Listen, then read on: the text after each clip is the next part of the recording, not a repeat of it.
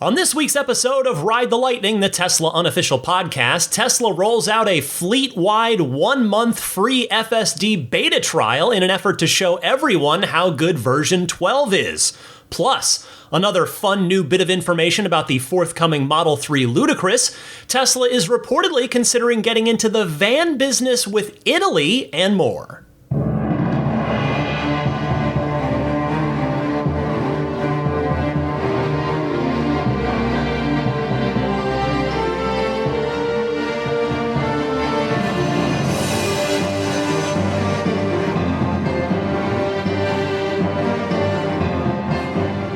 What's happening, friends? I'm Ryan McCaffrey joining you. Daisy the Boxer is to my left, and it is a rainy day here in San Francisco, but I am thrilled to be indoors joining you here with Ride the Lightning. It's your weekly Tesla unofficial podcast for March 31st, 2024, the last day of Q1. This is episode 452.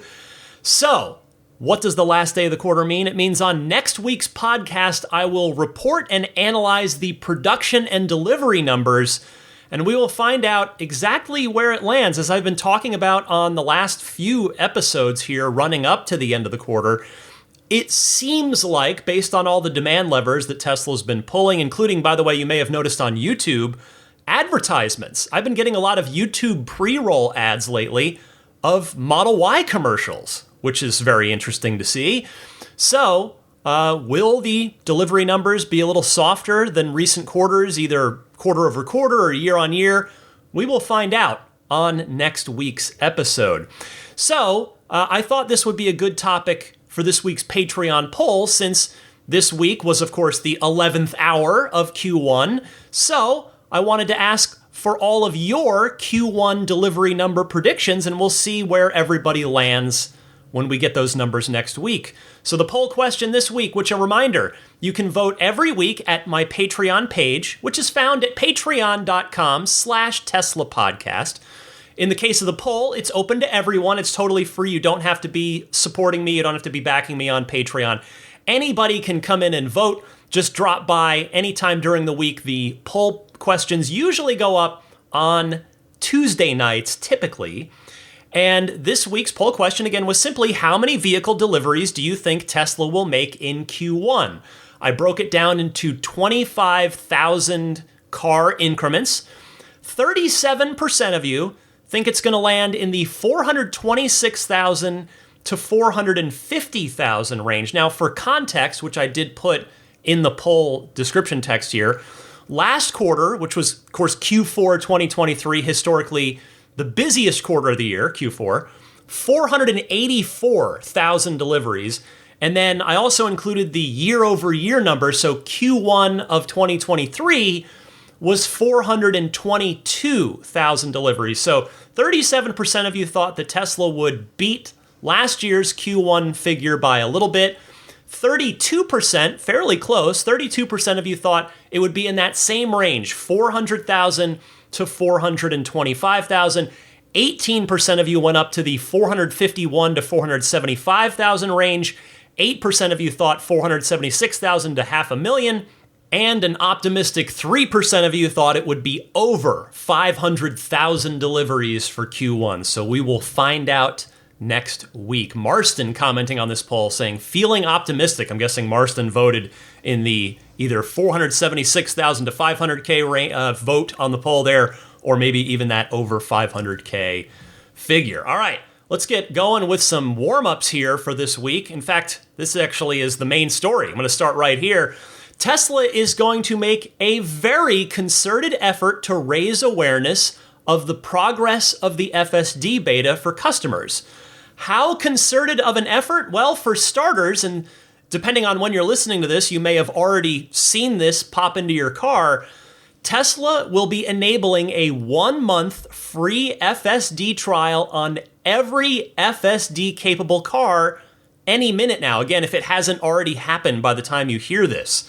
And on top of that, here's the company-wide email sent out from Elon Musk earlier this week. Tip of the cap to Hamid on X, who follows me, probably listening to the show here, which is where I first saw this posted. So Elon Musk sending an email at 2 a.m. earlier this week, which is very on brand for Elon. Sending it out to the entire company. The subject line was FSD version 12.3.1. And he says, going forward, it is mandatory in North America to install and activate FSD version 12.3.1 and take customers on a short test ride before handing over the car. Almost no one actually realizes how well supervised, in parentheses, FSD actually works. I know this will slow down the delivery process, but it is nonetheless a hard requirement. Thanks, Elon. Well, while the fleet-wide FSD free trial is a great move, there's no downside to that for us or for Tesla. Zero downside there. I have to say that I respectfully cannot see the FSD demo drive at the delivery. That policy I cannot see lasting too long, because what Elon is mandating here, and he's a smart guy, he gets this, but he's obviously dug in on it. But boy, as time goes on and demand is ramping on Cybertruck, and which I guess Cybertruck is the one exemption here. If you're taking delivery of a Cybertruck, you will not be getting an FSD demo because there's no autopilot at all at the moment, let alone FSD Beta on any of the Cybertrucks. But anyway, my point here is what Elon is mandating is going to take a lot of time. Like, a lot of time. I completely get where he's coming from, but when you add this up, every single new car delivery in this quarter, and now that we're heading into Q2 here, and we'll see if the policy lasts beyond Q2, the time investment just doesn't seem like it can scale with the, unless Tesla seriously hires a whole bunch more employees in the delivery arm of the company. So you're looking at an ever-rising number of deliveries pretty much every quarter. Like maybe Q1's going to dip a little, but you are talking about on the order of 400 to 500,000 deliveries every single quarter. And that is a lot of FSD demo drives to have to give in order to try and show off and, of course, ultimately try to sell FSD either in the form of the $12,000 outright purchase price or the $200 month-to-month subscription. So I went and talked to one Tesla employee who works in deliveries. That person brought up a pretty good point here, and that is the calibration aspect of this.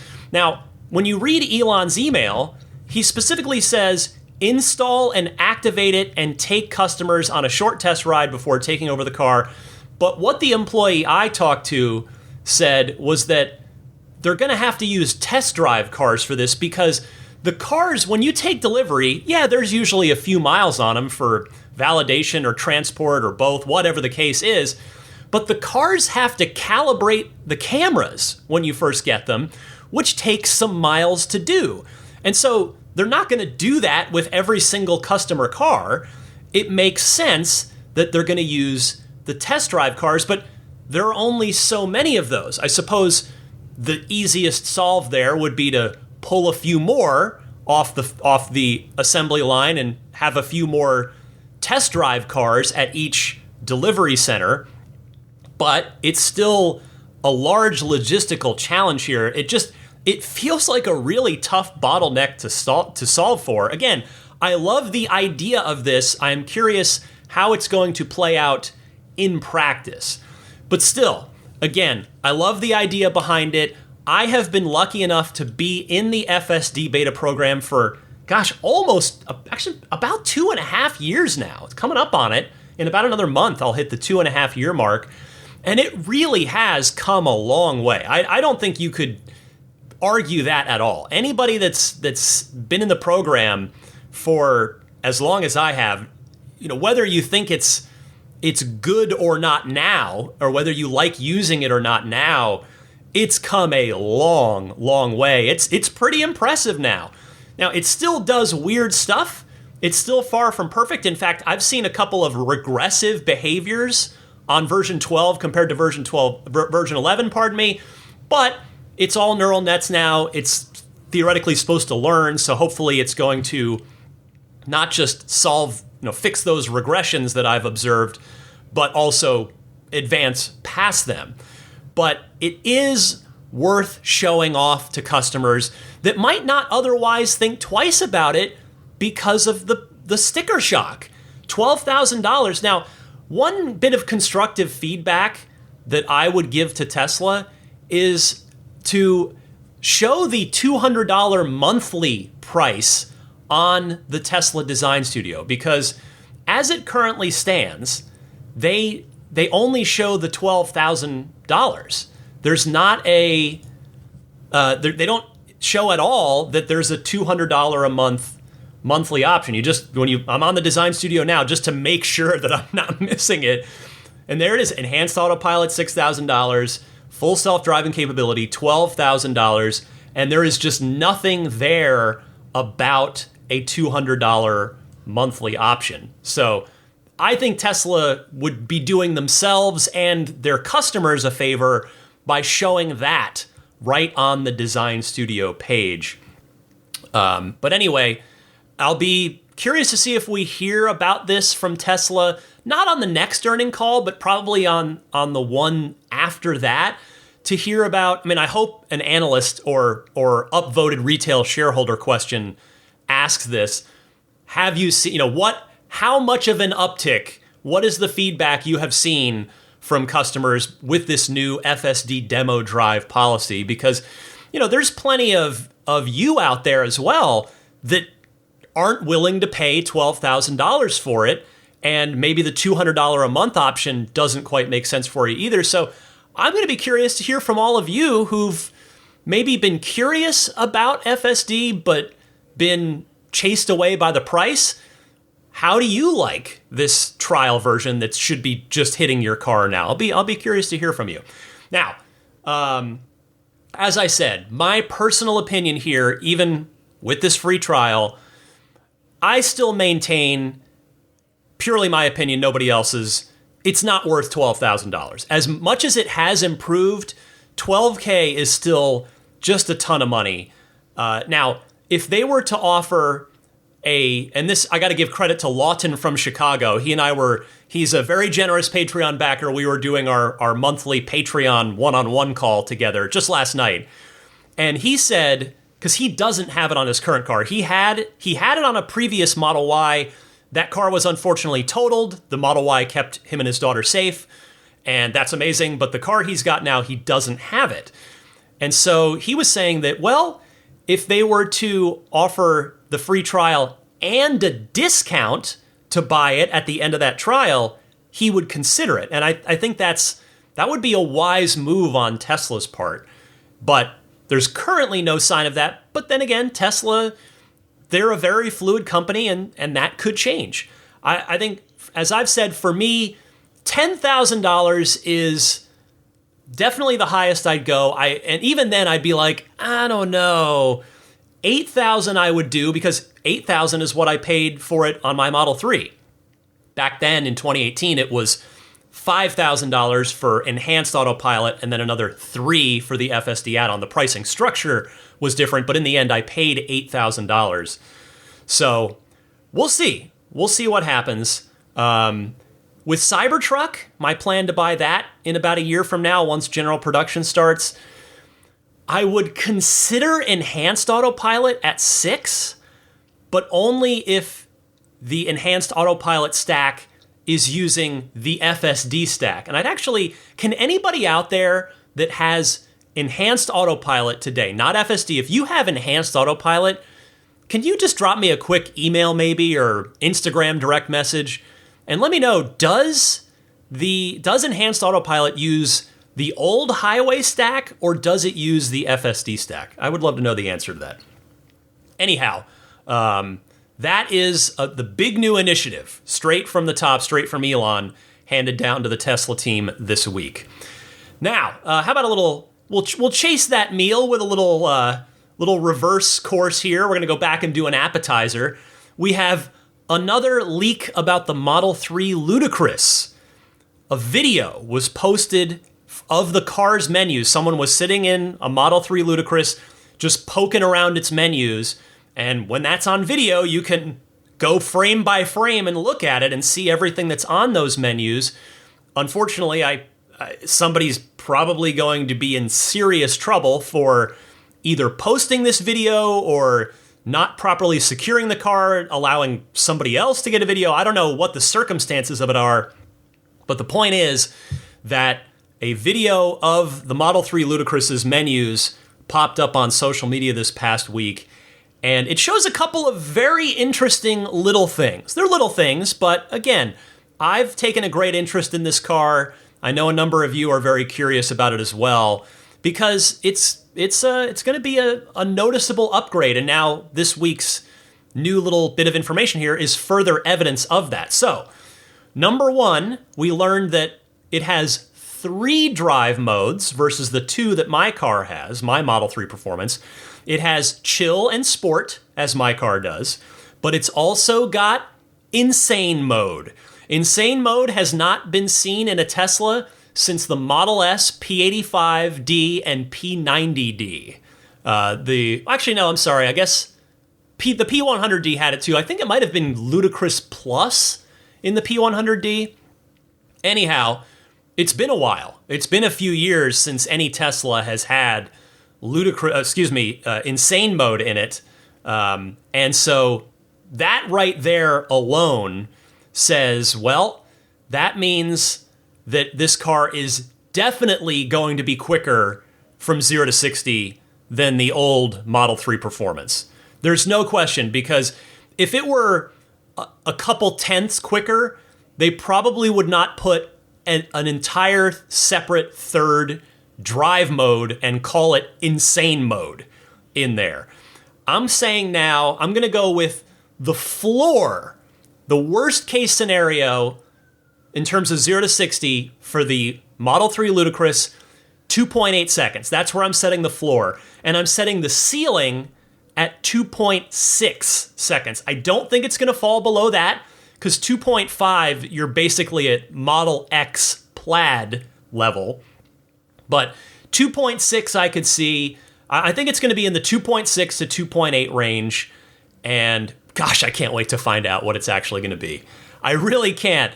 And then the other thing that we learned is that there's a ride and handling section of the menu in the Model 3 Ludicrous where the choices are standard and sport, suggesting not an air suspension, because there was nothing in the menus on this little video poking around all the menus of the car about adjusting the ride height of the car, but instead it suggests active dampening suspension, which would be an improvement over compared to the suspension of the base and the base Model 3 and the dual motor 3 Fresh.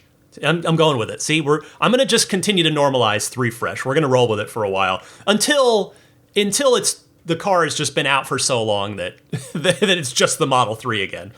But the point is here, we know now, beyond a shadow of a doubt, that the Model 3 Ludicrous is going to be good in the performance department.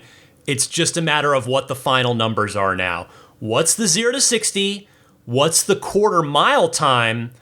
And how's the 60 to 100? That's going to be the low-key, super important metric. Again, if you have, like me, or have driven a Model 3 Performance, you know that the 60 to 100 isn't great. The 0 to 60 is awesome, super fun, but the 60 to 100 leaves a little bit to be desired.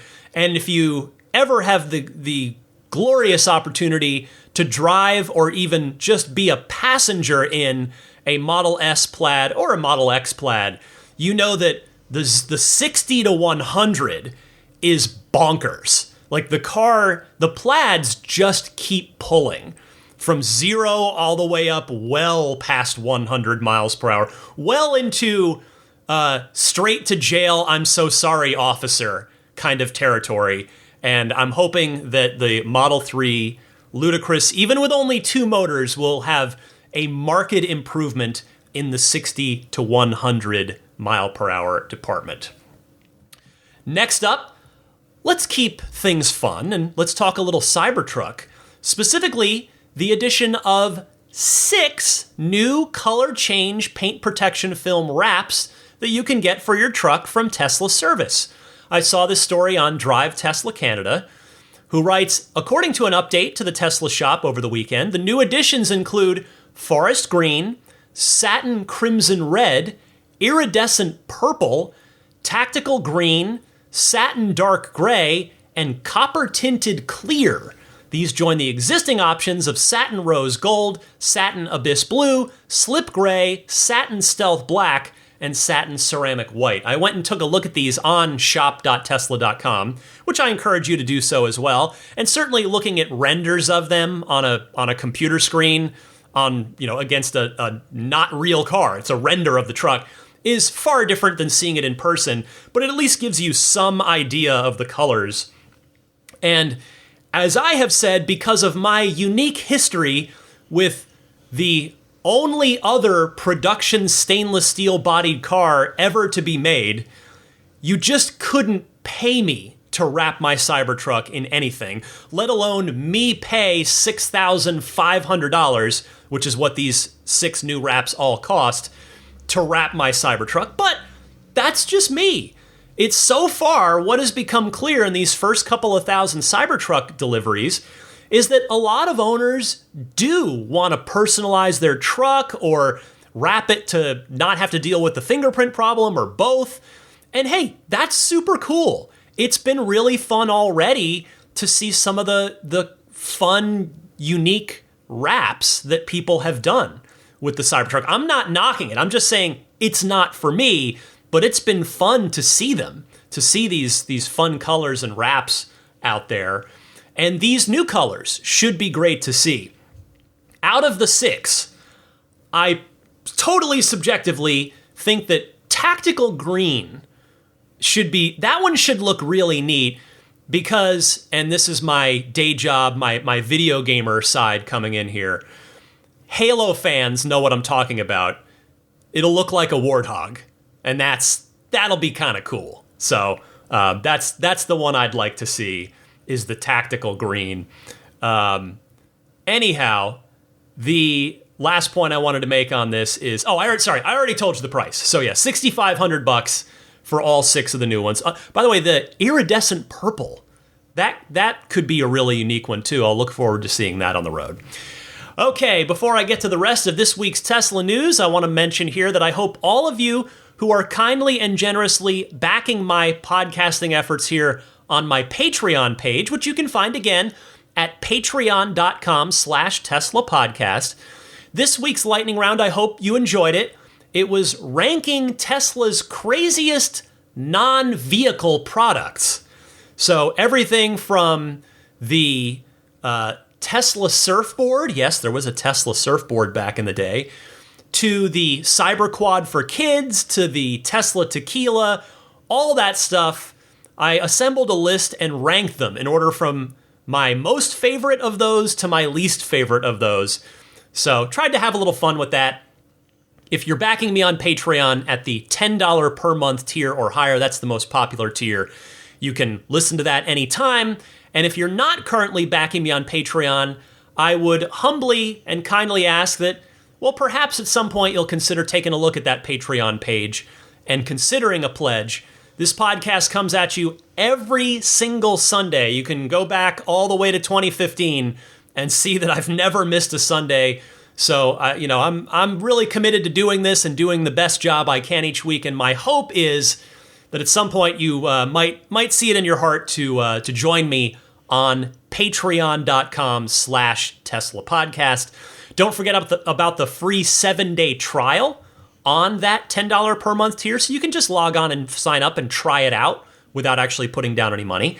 And then there's also a 10% discount if you do the annual pledge. Just pledging once for an entire year of support, there's a 10% discount on that.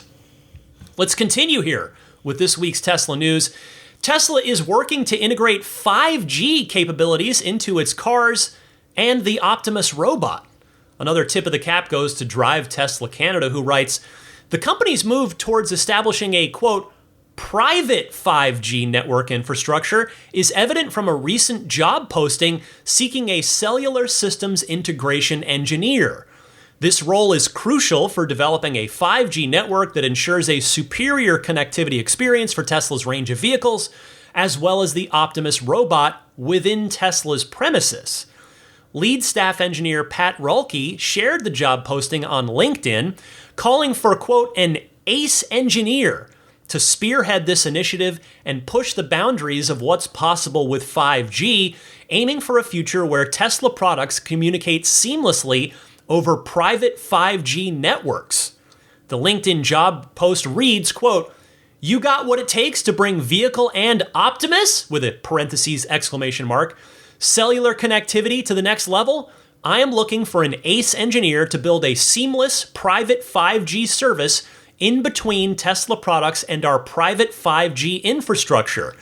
Pushing low latencies and data rates to the limit is guaranteed. This role will be based at Tesla's Palo Alto engineering headquarters." Well, I have to be honest with all of you. I had to read this a couple of times to make sure I got it right. It specifically says a private 5G service in between Tesla products, meaning, if I'm understanding this correctly, because I am the farthest thing from an engineer, it won't be for the cars to get their traffic data, streaming music when you're out driving. It will be for the cars to talk to each other and to Optimus, and presumably for other Optimuses, Optimi, to communicate with each other, perhaps? I think it's quite interesting, if I've got that correct. It's quite interesting to me that Tesla hasn't moved the fleet, the retail customer fleet, over to 5G yet. Although then again, as I think back in Tesla history, they did stay on 3G for quite a while after 4G/LTE was established and very prevalent. I will say that, I don't know about you, but on my phone, 5G's kind of, I guess the way to phrase it is, it's not really all that. In the spots that I do get 5G plus, or whatever the nomenclature is for the ultra fast, true 5G bandwidth zone, it's definitely fast. I've seen that, but I'm in San Francisco, which is, a major city in America, and I find myself very rarely in those 5G plus super fast connection areas. And so I have to imagine that it just might not be worth it for Tesla to move the cars over to 5G, both in terms of the cost of the 5G radios to put in the cars and the net gain for what the cars need to do, which as I said, is, it's pulling down your streaming music, it's pulling down the live traffic data, usually the software updates don't get downloaded until you're connected to Wi-Fi. So Tesla may have just decided, hey, we're not going to bother with putting 5G radios in the cars until 4G is just killed off, until we have to go to 5G. But it is going to happen sooner or later, but it doesn't seem like it's happening with this. This appears to be an internal project. And next this week, I got two more stories here for you if you're curious. Aerial footage of Tesla China's export fleet shows that Giga Shanghai has been pumping out quite a large number of Model Y units painted in Quicksilver. Via Teslarati here, thank you to them for the write-up on this. They say the recent drone footage was posted by longtime Tesla watcher Wu Hua, who has been observing Giga Shanghai since its earliest days. Tesla launched Quicksilver as a paint option for the Giga Shanghai-made Model Y just a few weeks ago, much to the delight of the electric vehicle community. Prior to the paint option's launch in China, Quicksilver was exclusively available for Model Y units produced in Gigafactory Berlin. The facility is home to Tesla's advanced paint shop, which also produces another unique color for the Model Y, Midnight Cherry Red, which is considered by some enthusiasts as the best paint option for the all-electric crossover. Thank you to Teslarati on that. So, I want to start my commentary on this by apologizing to you, dear listener, because I somehow completely missed that Giga Shanghai is now doing Quicksilver Model Ys. How did I miss that? I don't know, but I guess I'm human and it happens, and I'm happy to make up for that mistake now by talking about this. So I have not had the pleasure of seeing this color, Quicksilver, or that aforementioned Midnight Cherry Red in person. In fact, as I think about it, they are the only two Tesla colors I've never seen in person in the entire history of the company, going all the way back to the original Roadster. I've had the pleasure of seeing them all in person, but not those two as of yet. Some of you have seen those two, either because you're in Europe or because you got to go to the Giga Texas grand opening, the Cyber Rodeo, where Tesla had a couple of Quicksilver Model Y, and they had the Midnight Cherry Red there as well. Anyway, the next thing I wanted to bring up here is the rest of the non-North American world, it seems like, is now going to be able to get this seemingly very beautiful paint color.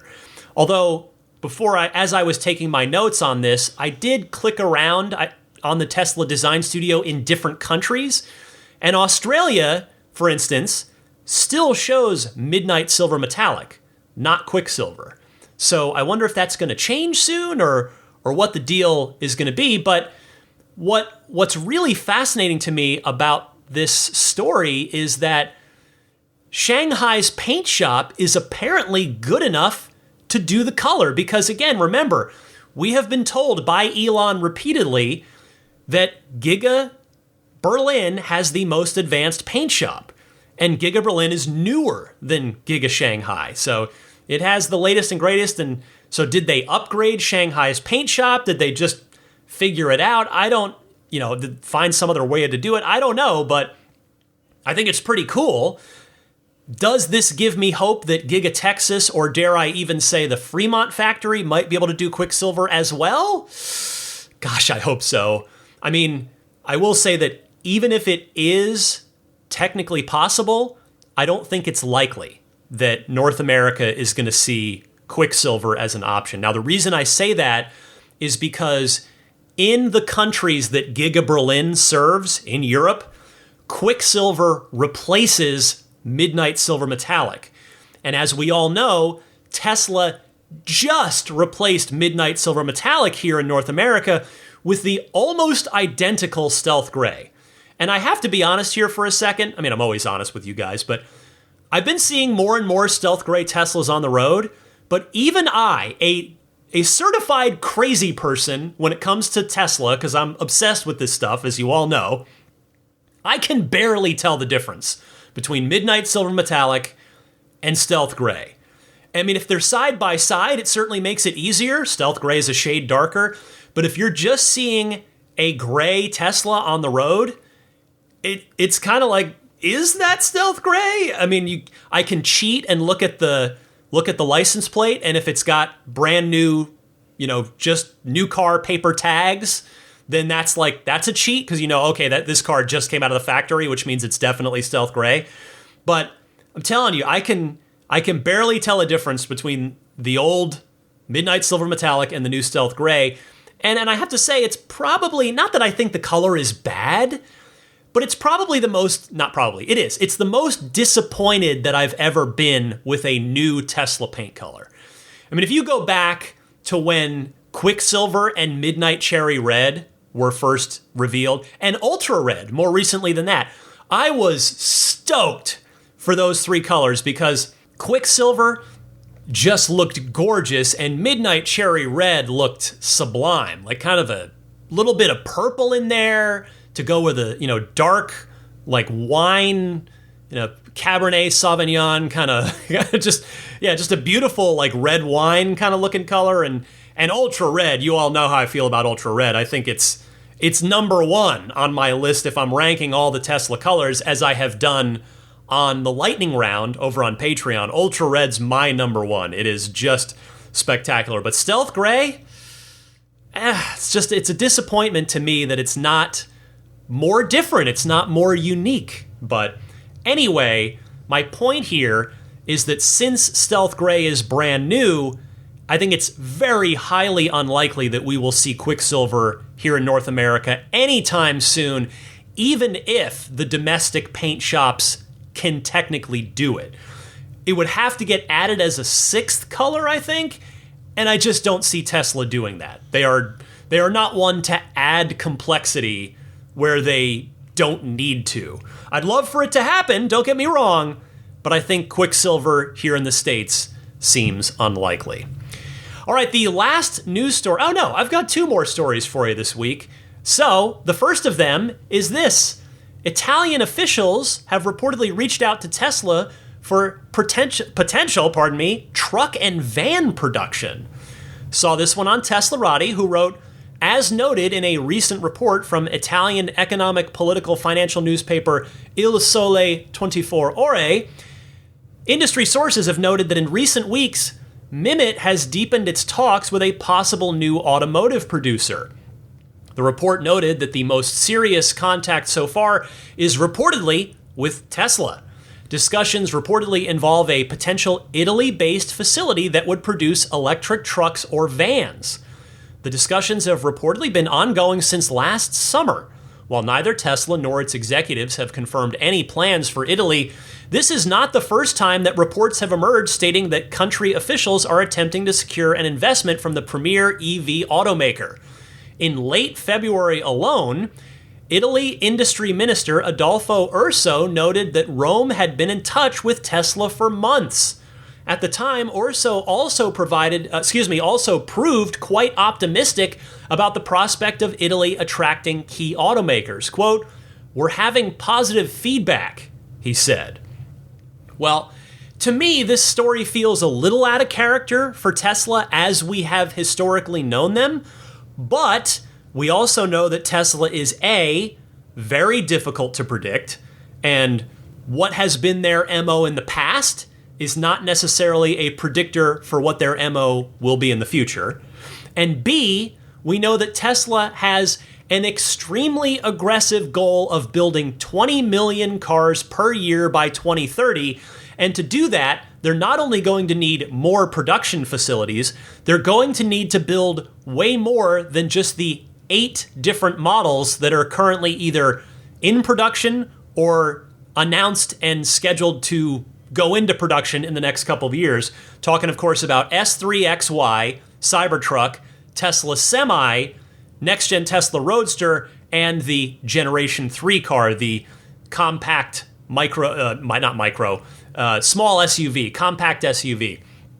To that end, commercial vans, think of the smaller delivery kind of vans and not the gigantic Sprinter-type vans. Commercial vans would be a great way to help reach that goal. They'd be probably fairly simple to build because they wouldn't need any frills, and they wouldn't need huge batteries since they'd just be running around locally all day. And not to mention that doing so would really help attack the Tesla mission statement of transitioning the world to sustainable energy, because doing the vans would help take internal combustion engine vans out of cities where they not only pollute, but they're also the least efficient in that kind of short trip urban driving, whereas EVs are the opposite. They're at their most efficient in those exact scenarios. So if a deal came to fruition, I would have to imagine that Tesla would probably build the vans on the Model 3/Model Y platform using LFP batteries. I mean, maybe the Generation 3 smaller platform makes even more sense. I guess I could see it either way, but now I'm thinking through it. Maybe the Gen 3 platform makes more sense, given that Tesla intends to use their innovative unboxed manufacturing technique to more, which we heard about at Battery Day, you may recall, to more efficiently build those Generation 3 platform vehicles, which would keep the cost down on both the Tesla side and the fleet end user side, be that fleet manager, the Italian government, or anyone else. And in fact, I'm now convincing myself that these vans would be done on the Gen 3 platform, because another thought that occurs to me is, while I have not had the privilege of being in Italy specifically, it is the number one country on my bucket list. It is the top place I've never been that I really want to visit. But I have been to Europe, and roads in Europe tend to be narrower, right? It's not a blanket statement, but they tend to be narrower. So a smaller van built on the Gen 3 platform would probably make more sense over in Italy and in Europe. As for the option of trucks, if they did trucks, they would probably, well, not probably, they would no doubt be smaller, light-duty trucks, probably built on the same platform that the vans would be, and they almost definitely, like 99%, would not be Cybertrucks, because that just wouldn't be the application for this. So I think this is a really interesting potential development, and I will be keeping an eye on this, and certainly I will report back to you with any notable updates. Finally this week, Tesla is collaborating with CATL on battery charging technology, supplying Giga Nevada, and that is confirmed by the CEO of CATL. Saw this one on Drive Tesla Canada, who writes, Contemporary AmpereX Technology Company Limited. That is what CATL stands for. I did not know that, actually. I have to admit, I learned something. Thank you, Drive Tesla Canada. CATL and Tesla are working on faster battery charging technology. The CATL CEO has confirmed the collaboration and also said the company is supplying battery production equipment to Giga Nevada. Robin Zeng, founder and CEO of CATL, commented on the $25,000 electric car that Tesla plans to start producing in the coming years. Quote, there's always room for cost reduction depending on what the $25,000 car's aim is, said Zeng in an interview with Bloomberg. If it's for robo-taxis, we don't have to worry about the cost reduction for each cell, as our batteries have a longer life cycle, and so their average cost is actually lower, end quote. He said the companies are working together on battery technologies. In particular, collaboration is taking place on new electrochemical structures that will enable faster charging. In addition, Zeng also confirmed that CATL is supplying equipment to Tesla's Nevada factory.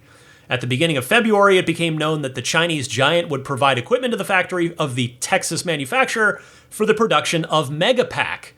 Tesla will start this factory with an initial capacity of about 10 gigawatt hours, with expansion plans dependent on the project's success, the sources said.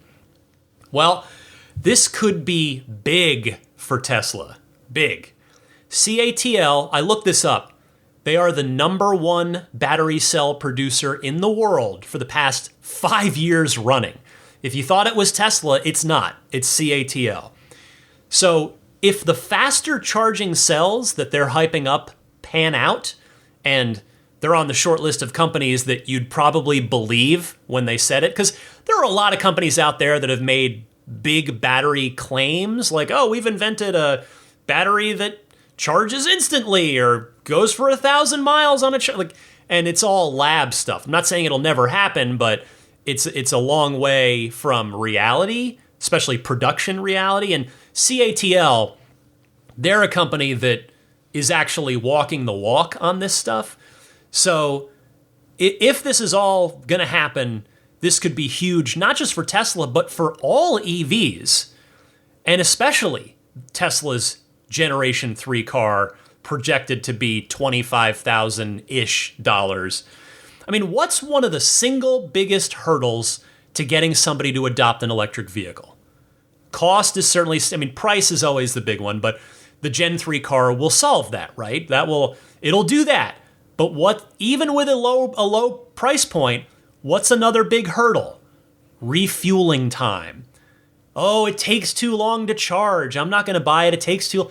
It's still a thing, and it's understandable. I'm not saying people are wrong to think that, because they've had an adult lifetime of having a refueling session take 5 minutes and be on practically every corner or scattered throughout every major interstate. The EV charging infrastructure is rapidly improving. But if CATL and Tesla can develop a faster charging battery that'll go in the Generation 3 car, you're talking ultra high volume, ultra affordable. What's going to happen is all of that taken together is going to only just help the dam break once and for all when it comes to EV adoption. So I love this, and I cannot wait to hear more about it.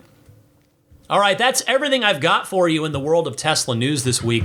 Before I get to a few of your calls in the Ride the Lightning hotline, I want to remind you that this week's Ride the Lightning is brought to you in part by Accelerate Auto and their XCare extended warranty option for your Tesla.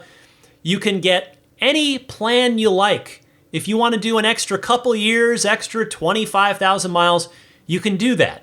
If you want to do 10 extra years and 125,000 extra miles of coverage after your factory warranty is up, XCare can do that for you. They also offer rental reimbursement, trip interruption coverage, 24/7 roadside assistance, and their plans carry a $100 deductible. Check them out. See which plan is right for you. As you've heard me say before, I have a 3-year, 40,000 mile additional extended warranty coverage on my car now that my factory warranty is up. So I am really happy that my car is just continues to be covered. You can do the same for yours, including, this is something more recent, battery and drivetrain coverage. The most expensive component of your Tesla, you can now get that covered under extended warranty from Accelerate Auto and their XCare plan. And you can just get that. You don't even have to get a warranty for the rest of the car. You could just purchase a battery and drivetrain policy if that's what is the best fit for you. Check them out. AccelerateAuto.com/XCare. That's XCELERATEAUTO.com/XCARE. And don't forget to get the $100 off price, the $100 off discount using the code LIGHTNING. That's $100 off your purchase with the discount code LIGHTNING. Thank you very much to Accelerate Auto for continuing to offer that discount up to the Ride the Lightning audience. Okay, Ride the Lightning hotline time. If you've got a question, comment, or discussion topic for the podcast, I'd love to hear from you. There are 2 easy ways that you can call in and potentially be featured on an upcoming episode. Either use your smartphone's built-in voice recording software, record your question. Please try to keep it to 90 seconds or less so that I can get to as many people each week as possible. And then email that file to me at my podcast email address, which is teslapodcast@gmail.com. Or you can take that same 90-second or less question and just dial up and leave a message on the Ride the Lightning hotline. That is a toll-free number. Dial it anytime, 24/7, 1-888-989-TSLA. That's 1-888-989-8752. And if you know someone special with an upcoming birthday, anniversary, graduation, or some other special occasion, you can give them a unique gift of recorded voices from friends and family telling them why they're special. The recordings can be podcasted or put onto a keepsake. Visit lifeonrecord.com to learn more.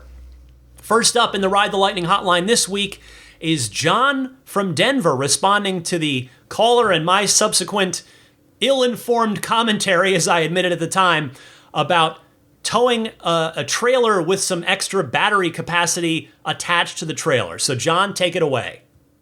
Hey Ryan, John from Denver. Was listening to episode 451 about towing a trailer with a battery in it. That doesn't make a whole lot of sense to just tow a trailer with just a battery in it. However, Lightship and Pebble are making travel trailers, campers, with batteries, solar panels, and motors in them so that when you're towing them, the trailer participates in moving the trailer forward. So it winds up draining the battery a lot less. Going downhill has a regen also, so it makes for towing the trailer, not pushing you down the hill. And all in all, I think most of these companies are saying it tows, rather than the 7,500 pounds that it is, it tows like something less than 1,000 pounds. So this battery, solar panel, electric motor in the trailer for a camper makes a whole lot of sense. Anyway, thought that would help. Thank you, John. I've heard about Lightship, so thanks for reminding me about kind of what they're all about. And in fact, I got to go look up more now. I got to educate myself on this. And that's really why I wanted to play your call, because I think people who are interested can go look up those companies that you mentioned and learn more about this. Because you're right, there are some smart people thinking about this EV towing specifically in really intelligent ways. I also want to shout out Chris from Southwest Michigan, who had called in about this as well. Eric from Vermont has some good news to report locally. Go ahead, Eric. Hey, Ryan, this is Eric from Vermont. Just wanted to report some local news that South Burlington now has a service center, so that's only about 5 minutes drive from where I work. What's unique about it is it was an old Hannaford grocery store that they basically retrofitted into a service center. It wasn't being used for many, many years, so that's kind of cool that they were able to do that. And also, deliveries are not yet able to be, new car deliveries aren't there yet. I'm sure they'll get their license soon, but up until this point, we've had to go to Paramus, New Jersey for new cars and service for either the Montreal location or Boston area or upstate New York. So this will be a lot more convenient for people who live in the state or in the surrounding area. And then also there's a Cybertruck in the showroom now, so I'm definitely going to go check it out when I get some service done next week. See ya. Thank you for sharing that good news, Eric. It is crazy that Tesla owners in Vermont had to travel so far to get service up until now. That is... Boy, that's wild to think about. I mean, Vermont's such an EV-friendly state, too, that I'm surprised it took this long for Tesla to set up shop there. And how cool that it was a derelict grocery store. That building must have some neat character to it, I would imagine. Bonus that they've got a Cybertruck on display. That's awesome. That'll no doubt help get people in the door, which is what you want when you open up a brand new location, right? Thank you for sharing that local Northeast good news, Eric. I appreciate it. I've got time for one more call this week. It's from Damon in Northbrook, Illinois. Hey, Ryan. Damon out of Northbrook, Illinois here with a quick question about the FSD Beta program. When they are moving from version to version, as in this case, a lot of people are on 11 waiting to go to 12, do you think that reports that are made on version 11 for errors are being recorded? Or do you think they're just strictly focused on anything that's coming from version 12? I think of it specifically in this case as there's such a drastic difference between the two versions. But I've wondered that on 10 to 11 as well. Am I wasting my time when I make a report now that a new version is out? Do you think it goes to the nothing? Or do you think they're still using that information that I'm sending to improve the program? I thought you might have some insight on this, given your experience with video games. Maybe some insider knowledge on beta versions going to final versions and at what point game developers might stop taking input to improve the game. I know that there's still even improvements made after the game is in final release and continues to be as the games go along. But specifically, big version changes, do you think they're still taking information from older version users? That's it. As always, really looking forward to your thoughts on this, and keep up the great work. Take care. Bye. This is a great question, Damon, and certainly one that only Tesla's autopilot team can answer definitively. But to give you my best educated guess here, I suspect that they probably are, but they might be automatically tossed out if it falls into a category that's been changed with V12, if that makes sense. But then again, knowing Tesla's fail fast mentality, it wouldn't surprise me at all if the real answer is that they in fact don't listen to any V11 complaints anymore, now that version 12.3 has really started to push out to most of the... In fact, actually, it's pushing out to everybody by the time anybody hears this, because it's not only gone out to the people that are paying for FSD, but it's gone out to the people that haven't with that 1 month free trial. So yeah, I guess it's a little bit of a moot point right now, but I had never really thought about it, Damon, and I think that's interesting that, yeah, when they do a big version change like that, how do they take in the feedback when there's that transition between versions. Damon, I always appreciate your calls. Thank you so much. I always appreciate when any of you kindly take the time to call in and send that call in to potentially be a part of the podcast. So if you've got a Tesla question, comment, or discussion topic, please send it my way. I gave you the 2 different call-in methods, the instructions for that, at the top of this segment. But don't go anywhere. I'm not done quite yet. I've got your pro tip of the week, and I want to tell you about last weekend's Tesla Owners of Silicon Valley event that I went to last weekend, featuring the Tesla Semi. So stay tuned for that right after this. Hi, this is Franz von Holzhausen, and you're listening to Ride the Lightning with Ryan McCaffrey, the Tesla unofficial podcast. I had a great time at the Tesla Owners of Silicon Valley Owners Day event last weekend. The Tesla Semi was there, as I mentioned, and it was the first time I ever got to go up into one. I'd seen them at Tesla events and at the Peterson Auto Museum at the Tesla exhibit, but I had not had a chance to actually go inside one and sit in one, and there was an opportunity to do that at this event, which was super cool. I put a little video of it on my Instagram, so if you do want to check that out, my Instagram handle is DMC_Ryan. And I have to say, it was kind of more cockpit car-like than I expected for this, big giant thing. I mean, yeah, you climb up very high to get into it and to sit in the seat, but when you're sitting down, you've got 2 Model 3/Model Y monitors, one on the left, one on the right. You've got the Tesla steering wheel. It does have stalks, and the steering wheel, by the way, is definitely bigger than the 3 or Y or S or X steering wheel. But it's not like enormous. It's a good size. And you're sitting right dead center, as you all know. So you've got this totally wide view of the road. It was really neat. And the seat, it is definitely the seat is in the Tesla seat design language, if you will. Like, it looks like a Tesla seat, but it's fabric. I guess for the kind of long haul, these guys that are, the drivers are sitting in them for so long that it's maybe a little softer and more comfortable. But it made me remember, this is the first time Tesla has actively made a fabric seat since the earliest days of the Model S. That's the last time, because they've been, once they stopped offering the fabric seat, it was all leather in S and X, and then they switched over to the vegan leather by the time the 3 came out, and certainly by the time the Y came out and Cybertruck. So, yeah, it's the first fabric seat in many, many years from Tesla. By the way, there were also probably 6 or 7, maybe more, maybe 7 or 8 Cybertrucks at this event. And I had to zoom out, and I had a little think about the big picture moment for a second, because I was talking to actually Andy, a listener of this podcast, who took delivery. I was talking to him about his Cybertruck, which he had at the event. And it reminded me, wow, a year ago there were 0 Cybertrucks at any Tesla club event, Tesla owners gathering, and we were all just wondering, man, when are the trucks going to come? Is this ever going to happen? When's it going to be?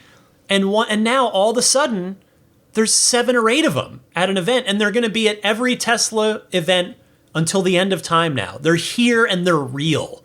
How cool is that? Even though we're still at the early days of production, and there's still a whole bunch of us that are waiting to get our trucks. It's just neat that they're real and they exist, and you can see them at any Tesla event from now on, any Tesla club event. By the way, I did want to pass along, for those of you that do like hearing about my dog life, I'll just make this quick for those of you that don't care. But Zelina, our future service dog, who we turned back in to Canine Companions, and she is now undergoing her 6 months of daily professional training with the goal of becoming a service dog for someone who needs her, so that person can live a more independent life. We got our first monthly progress report from Canine Companions. Sadly, it did not come with a picture. My wife and I were hoping that, maybe they could snap a picture and send that with it. I guess they don't do that for whatever reason, and I'm not I'm sure they're busy with other things like training dogs to help people. So I'm certainly not upset, but I've been really looking forward to seeing this first report. And what I can tell you is the skills that they are working on with her just in this first month. Again, it's the beginning. So they're working on hold. They're working on push. And so some basic stuff. And then there's literally a box called basic, which is checked. I don't actually know what that means. But in the next section of the form, in the list of good behaviors that they want the dog to do, she's doing all of them but one. They're all so accepts physical handling and grooming, accepts cradling, attentive to handler, calm, interacts appropriately with dogs, interacts appropriately with people, seeks direction, and is willing. The one unchecked box is walks nicely on leash. So my wife and I were already joking, that's her fault, because when we take the two dogs out, Daisy and Zelina, my wife would walk Zelina, so it's her fault. So they're going to work on that with her, with Zelina. And then the next section of bad behaviors, so you don't want any check marks in this section. There's aggression, barking, growling, licking, marking, prey drive, whining, anxiety, bolting, jumping, lunging, biting, snapping, all this stuff. She's only got one box checked, and it's equipment sensitivity. Meaning, I guess maybe if they try to put like some sort of harness over her, some sort of other equipment that she's being a little, sensitive about that. But again, it's month one, so this seems like a pretty cool start, pretty good, promising start for her. In the notes, I'll just read you the notes real quick because it means a lot to me. So maybe you'll want to hear it too. Zelina has adjusted well to professional training. Zelina is currently working on holding a plastic dumbbell and having handler support faded. She's progressing nicely with, by the way, the plastic dumbbell. That's to train her to pick up things for her potential person that she'd be matched with if that person has a disability or physical mobility issue, and the dog needs to pick things up and hand them to their person. We are focusing on targeting for drawers of various heights. In other words, she's going to learn how to open drawers. She's displayed body and equipment sensitivity, but has been making improvements in training. While on a field trip, Zelina's let's go position, which is where you want the dog when you're sort of standing still and going to start walking. Her let's go position improved over the session and required minimal handler support for the floor skills practiced. So there you go. There's the first update on Zelina. I'll get them at the end of every month moving forward until she graduates, or if she were to, they call it career change, then if she career changes, she would probably come back. I mean, depending on the nature of the career change, she would possibly come back to us.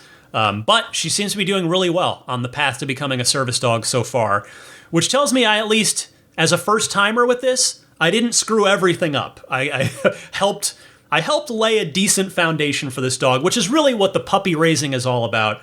And I will say, if the Canine Companions is a nationwide organization, they currently have a few puppies that need puppy raisers. If it's something that you think you and your family might be willing to commit to, it's a pretty cool process of raising a service dog puppy. So check them out. It's their website's canine.org, and it's canine the word, not the letter and the number. So canine.org if you want to maybe learn a little more. I'm always happy to answer any questions you might have if you'd like to email me as well. Let's see here. Pro tip of the week time. It's from Rome in Sonoma here in California. Hey, Ryan, this is Rome up in Sonoma. I had a pro tip I wanted to share with you and your audience members. This applies only to older models, I believe. My 2015 Model S has had a rattle up front that has been driving me nuts for about 4 years and 253,000 miles. And then it dawned on me that the tow hook up in the front is sitting against plastic. And that was my rattle. So you either get some rubber strips from a auto dealer, or you can put a rag underneath it to help take that hard plastic metal rattle out of your vehicle. and I'm just so happy that I found out what it was. Continue with the excellent work. Thank you, sir. Rome, I too get driven nuts by small rattles. I think I've got some undiagnosed OCD. I'm not going to lie to you guys. And so I know the deep sense of relief and satisfaction that you are feeling after finding the source of your rattle and eliminating it. And this is a wonderful pro tip to share with anybody out there that has a Legacy S, Legacy X, who has the same setup that you do. I have no doubt that your call here is going to make other listeners happy with this pro tip. Thank you so much for calling in and sharing this with me and your fellow Tesla owners and enthusiasts. And if anybody else out there has a good pro tip of the week that you'd like to share with your fellow Tesla owners and enthusiasts, please send it my way. You can send it in the same way that you send in the regular Ride the Lightning hotline calls, which I told you how to do a little earlier in the podcast.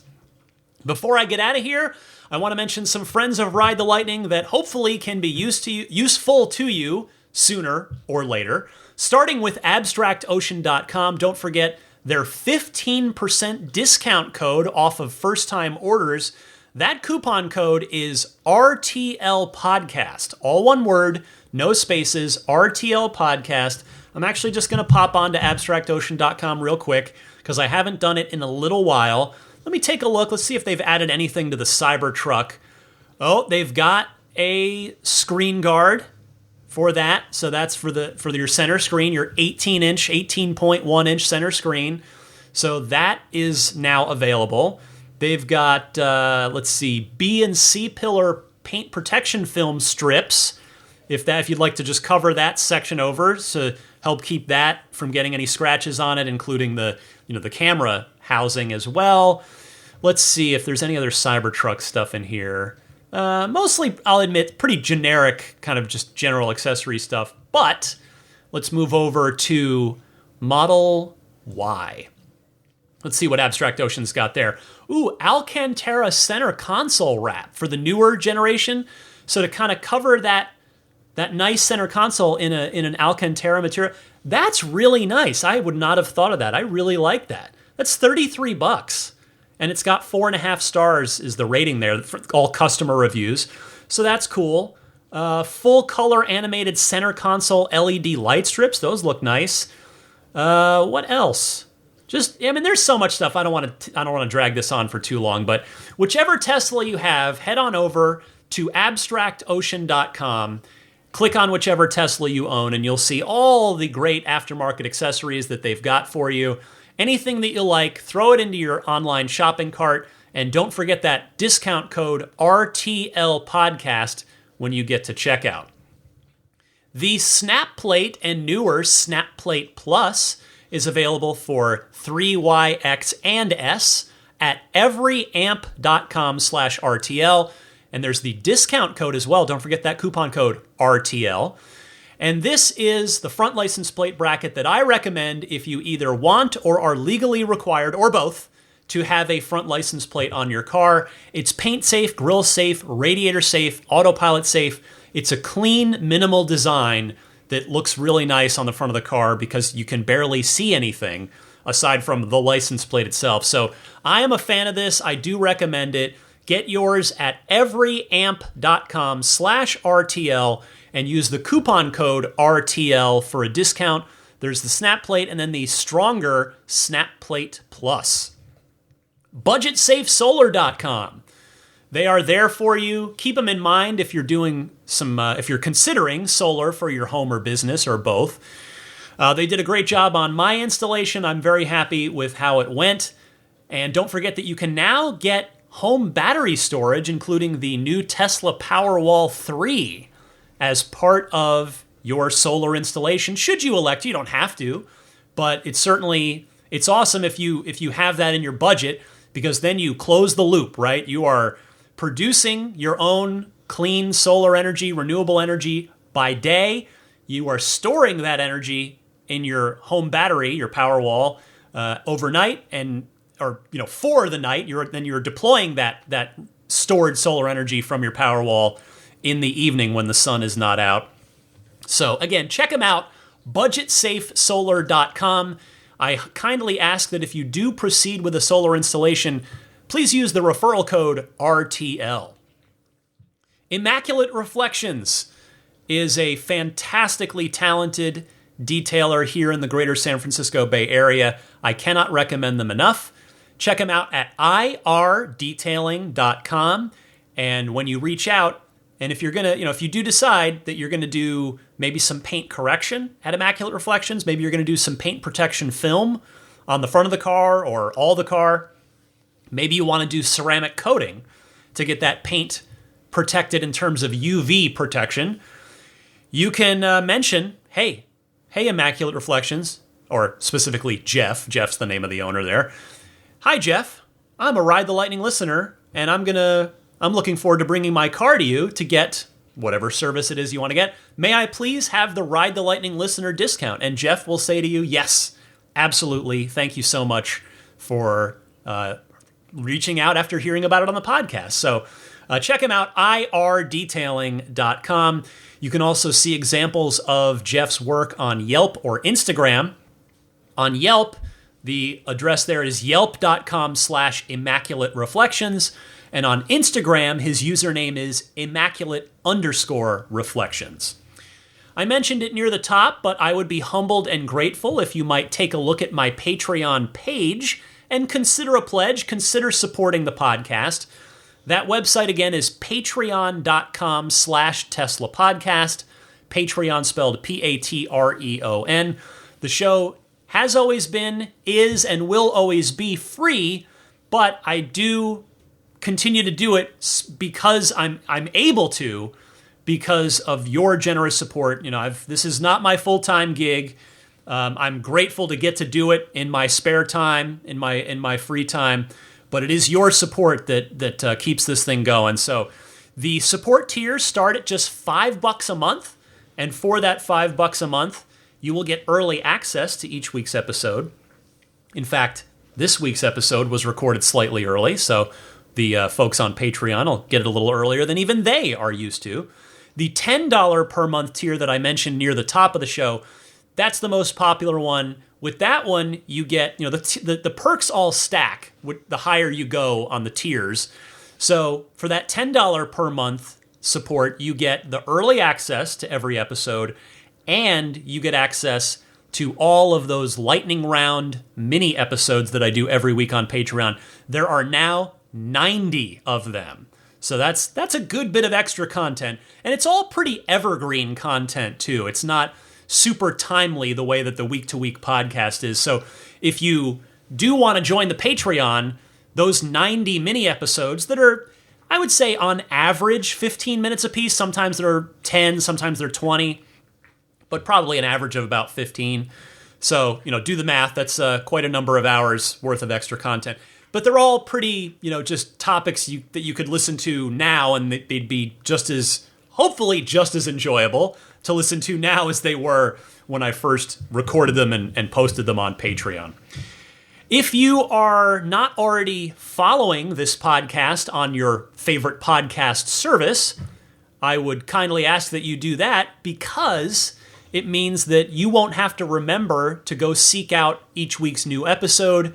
Instead, your podcast service will just feed it to you automatically. So whether that's Apple Podcasts or Google or TuneIn or Spotify or YouTube Podcasts, just search on whatever podcast service you like, search Ride the Lightning Tesla, and you should find me there, and you can click the follow button. It's totally free. Totally free. I do recommend it. The referral program still rolling. In fact, you've got the 3 free months of FSD, and what was the other perk that I don't even have it in my notes? It was the thing from last week. It's I'm totally blanking on it now. Anyway, there's more perks if you order a car with the referral link. So if you've got a friend, family member, coworker, and you want to use their code, great. But if you just need one, you're welcome to use mine. And to do that, type ts.la/Ryan73014 into a browser on either mobile or desktop, and then just order your car and go from there. Nobody's been using my referral code, which is, but to be clear, totally fine. It means hopefully all of you out there are finding a friend, family member, or coworker that's got a code. But again, I throw it out there in case you do need it. If you don't have anybody else in your life with a referral link and you're buying your first Tesla, feel free to use mine so that you get those perks upon delivery. You get that 3 free months of FSD, and you get whatever it is the other thing is, the other perk that I'm completely blanking out on right now, like a bad podcast host. All right, you can follow me on Twitter/X and also Instagram. I have the same username on either of those social media networks. And that username is DMC_Ryan. You can email me anytime. The email address is teslapodcast@gmail.com. And finally, before I go, this of course being the end of the show where I say hello and thank you to the upper tier Patreon backers, the extra generous folks. I will start with the Roadster in Space tier, and I'll start with Lawton from Chicago just because I just talked to him last night. It's always a pleasure to speak with him. He's just he's an unbelievably nice person, loves Tesla, always have a blast chatting with him every month. Thank you, Lawton, for your generous Patreon support. And thank you to the rest of the Roadster in Space tier backers. They are Pete White, Lyle Austin, Steve Radspinner, Fernando Cordero, Sean Neidig, Neil Weaver, Jackson Wallace, Rolf and Jennifer Evers, Howard Anthony Smith, Victoria Iacovetto, Tesla Hitchhiker 42, Carol Weston, Robert from near Philly, Kristen Rumble, American Home Contractors, and GetAmber.com. Next, the Maximum Plaid backers.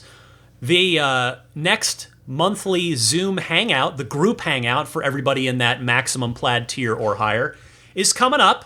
I'm going to be traveling for the first weekend of the month, so the invites will be going out soon. I'm going to be doing it the second week of the month this month, second weekend. So the invites for that will go out soon. But thank you to the Maximum Plaid backers: Jonathan Wales, Cameron Clark, Daniel Grummer, Seth Capello, Nick and Tony, the Galpin family, Ryan from New York City, Darren Nickel, Kaz Barnes, Brett Libano, Patrick Wisniewski, Gil Cabrera, Todd Badger, Joe Edgel, Kevin Yank, the Tesla Owners Club of San Joaquin Valley, Michael Williams, Will Stedman, Derek Nesselrote, Justin Perez, Jeremy Harris, Chris Beach, Tom Mills, Corey O'Donnell, Aaron, John Cody, Joel Sapp, Paul Casarino, Richard Corley, Chris Osborne, KB, Doug Carey, James Gregory, Adam Lavoie, ContactOneCallCenter.com, Jason Chalukas, Travis Krenzel, Bruce Otterstein, Tom Behan, Josh Pennington, Matt Kalin, John from Cream Ridge, New Jersey, Sean Tisdale, Dustin Hart, Michael Gallo, Derek Finley, Charles Clement, and Rav. By the way, if a loud thunk came through the microphone a couple of minutes ago, it was because UPS just dropped off Daisy's monthly supply of frozen raw meat that she gets because that's what her veterinarian had recommended about a year or so ago for her GI issues, was to go full raw diet. And so yeah, I definitely heard it. I don't know if you guys heard it through the mic, but there was a thunk of a very, very heavy box hitting my porch landing here. Anyway, I want to finish up by saying hello and thank you to the Plaid level supporters who are grandfathered in with all the perks and bonuses that they deserve. Thank you very much for your continued support to George Cassiopo, Logan Willis, Peter Chalet, Eric Randolph, Dory and Steve Guberman, the Tesla Owners Club of Taiwan, Ron Lee, Charlie Gillespie, David Perella, Dennis Peak, Jeff Angwin, Chase Cabanillas, the Lydia family, Aaron Altschul, Jared Brown, Jerome Strack, Jamie Dalton, Mike and Barbara from Louisville, David J. Howes, Matt Nixon, the Tesla Owners Club of Wisconsin, Ish, not Elon Musk, Peter, and the Bear Boys of Colorado.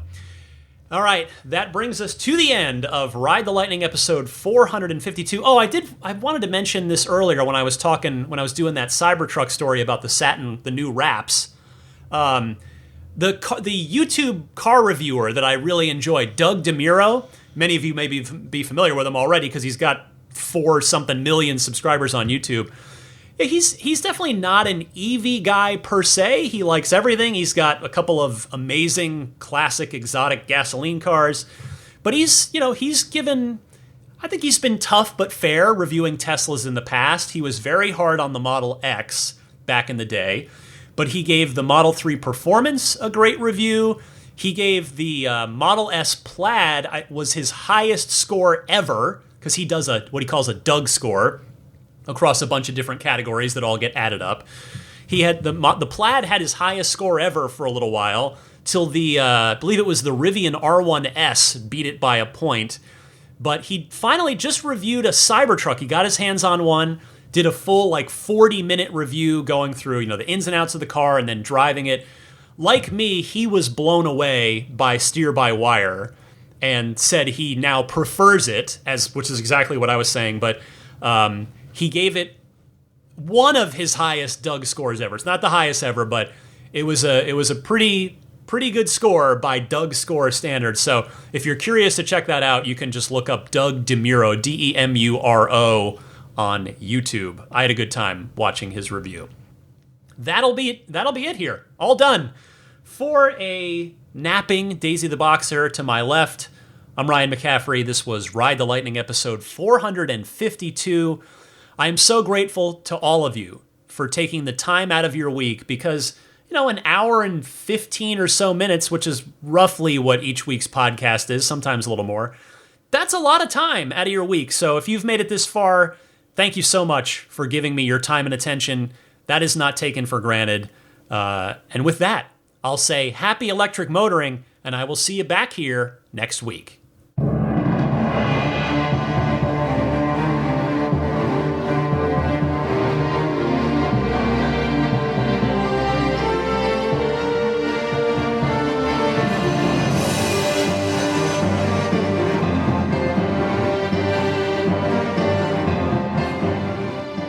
I think a Tesla is the most fun thing you could possibly buy ever. That's what it's meant to be. Our goal is to make it's not exactly a car. It's actually a thing to maximize enjoyment. It's maximum fun.